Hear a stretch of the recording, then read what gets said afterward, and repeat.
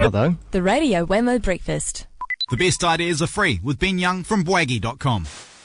indeed, Bwaggy.com, BWAGY.com, also on Twitter as well. Ben Young is back with us in the Kiwi studio. G'day there, Ben. Good morning. Good weekend? Yes, very good weekend. Did you get out and see any music? No, unfortunately not. No music, but you had a birthday. Yes, Happy birthday. I did.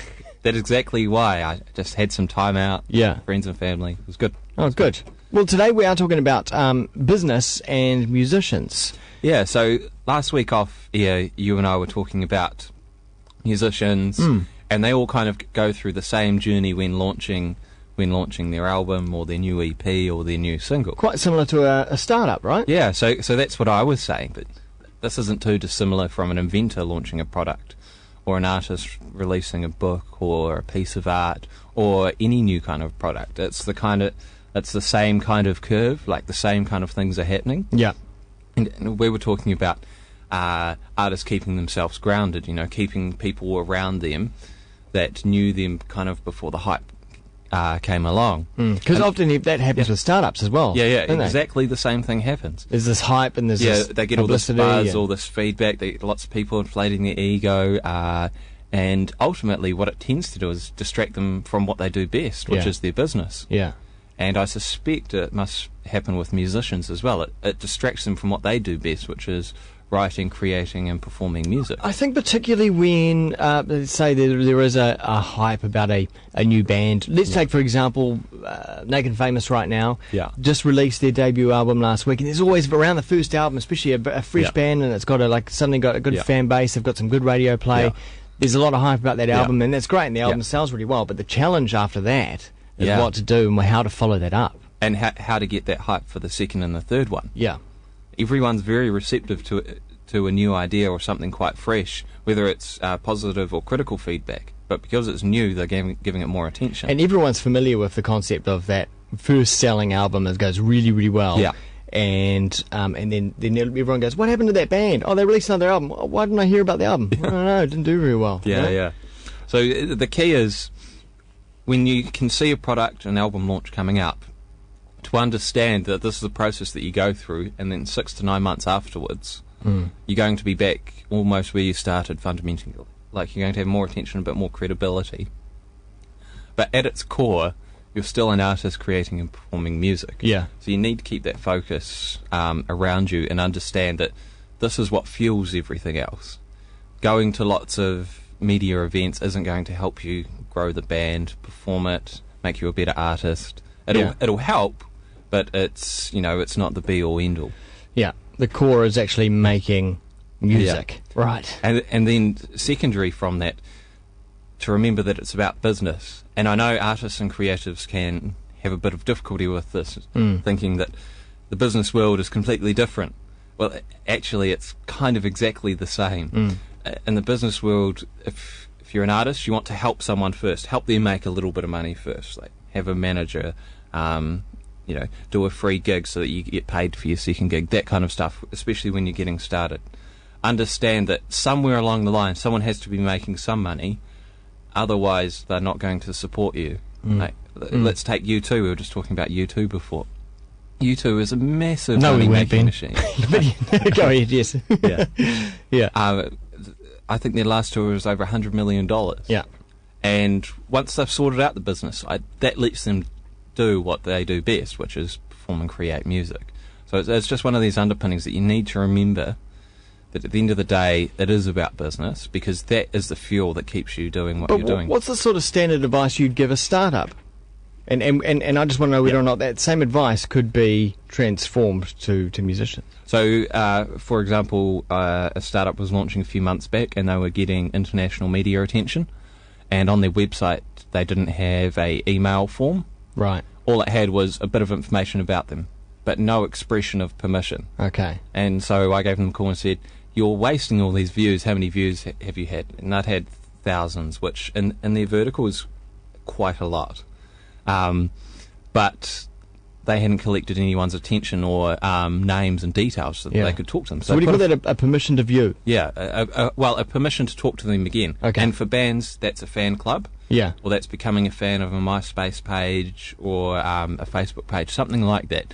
Something so that you can identify people and send them a nice message later on and let them know about upcoming events. Okay.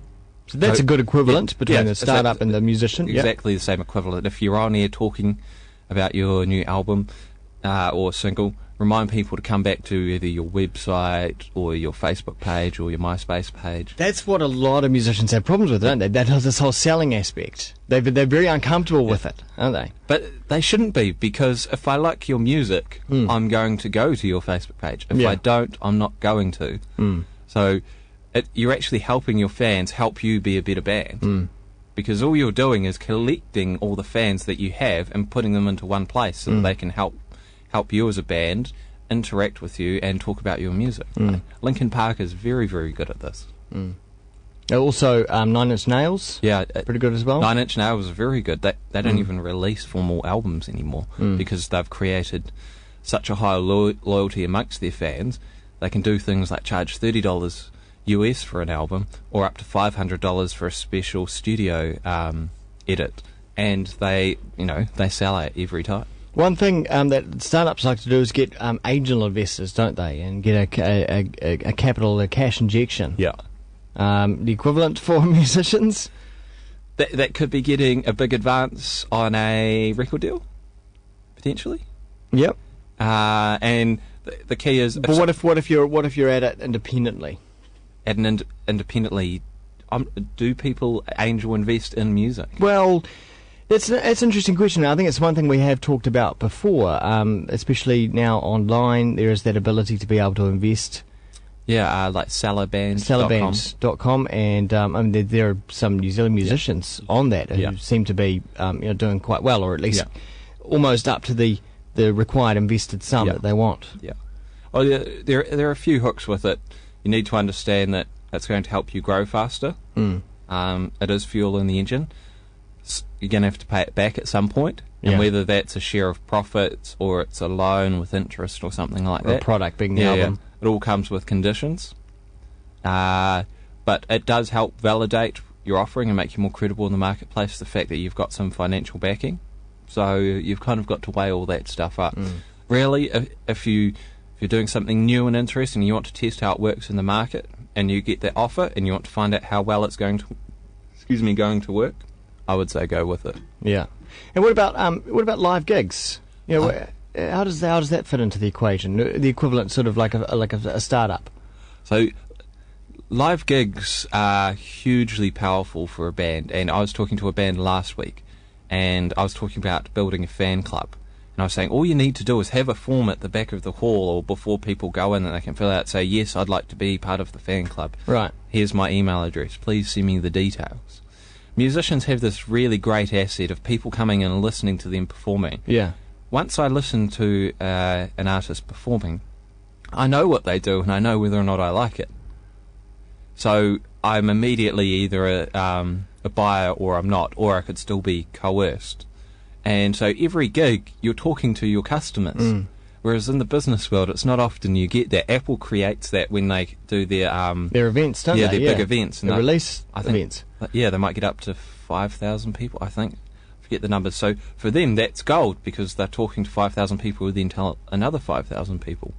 And in the business world, that's a real asset, being able to talk to so many people and show them what you do and for them to enjoy it. Yeah. Well, because every musician wants, obviously, people to turn up to their gigs, but once they turn up to the gigs, it's easy to take that for granted, isn't it? So definitely don't. I'd be looking at every gig and trying to understand how many people are signing up to a fan club afterwards. Yeah. Do we have a sign-up form at the front? Or how many people jump onto Facebook after a gig? Because, again, when you're collecting and organising your fans, it actually helps you as a band grow. The trick is to make all those people sticky. Yes, make them sticky. Bring them up from just being a regular casual listener to a fan, to a rabid fan, to someone that buys everything you sell. Yeah. Which is exactly what Nine Inch Nails have done. I think there's some great advice in there. Thanks very much, Ben. Okay. For more, check out bwaggy.com, bwaggy.com, and also hit him up on Twitter.